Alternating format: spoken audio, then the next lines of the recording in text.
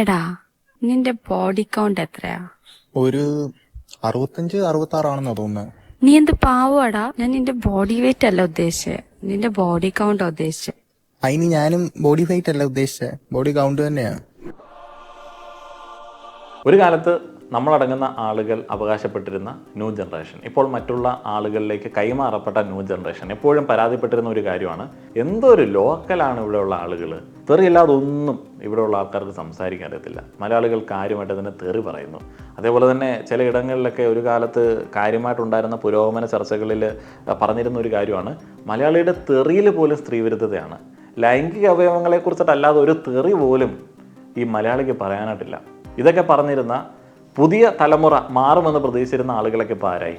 ഇപ്പോഴത്തെ gen C, gen alpha അവരുടേതെന്ന് പറഞ്ഞ് ഇറങ്ങുന്ന പല വീഡിയോസിലും കണ്ടൻസിലും നമുക്കൊരു 10 മിനിറ്റിനിടയിൽ 3-4 എഫേർഡെങ്കിലും കേൾക്കാനായിട്ട് സാധിക്കും. അതേപോലെ തന്നെ സെക്സിൻ്റെ ഒരു അതിപ്രസരമാണ് ബോഡി കൗണ്ട്. എനിക്ക് സത്യം പറഞ്ഞാൽ അറിയത്തുണ്ടായിരുന്നില്ല എന്താണ് ഈ ബോഡി കൗണ്ട്. പല റീലുകളൊക്കെ ഇങ്ങനെ കാണാറുണ്ട്. ഒരിടത്ത് സെർച്ച് ചെയ്ത സമയത്ത് ഇങ്ങനെ കണ്ടു, ഇത് പണ്ടത്തെ ആക്ഷൻ സിനിമകളിലൊക്കെ ആളുകളെ കൊന്നു തള്ളിയിരുന്നതുമായി ബന്ധപ്പെട്ടുള്ള ഒരു സംഭവമാണ്.